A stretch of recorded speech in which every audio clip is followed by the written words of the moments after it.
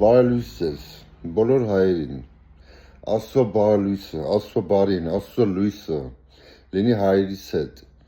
Աստծո գերագույն լույսը, Աստծո պաշտպանությունը, Աստծո փառահեղ լույսը լինի հայերիս հետ, Աստծո Քրիստոսի փառահեղ լույսը պաշտպան լինի հայերիս,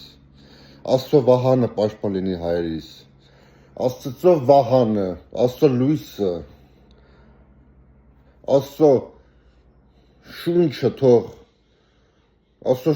թող պաշտպան լինի հայերիս, Աստծո շունչով լինեք, Աստծո շունչը գերագույնն է, փառահեղ է, զորությունը, Աստծո լույսը, Աստծո փառահեղ, սքանչելի պաշտպանությունը թող լինի հայերիս հետ։ Սիրելիներ, Պարոն Փաշինյանը ձեզ տանում է կորուստի։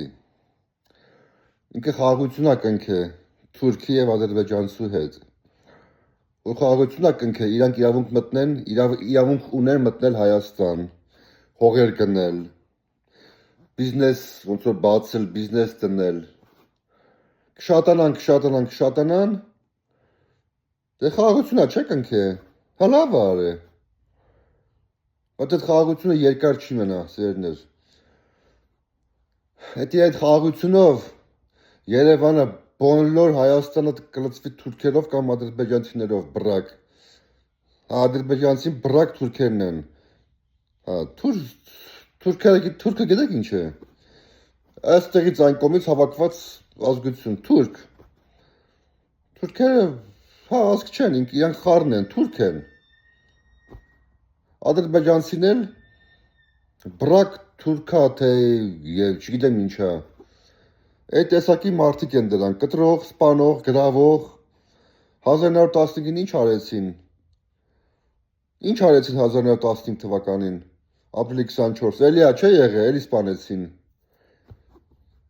Ապրեցին հայերի հետ, ինչ արեցին։ Մորթեցին։ Գիտեք ինչու մորթեցին։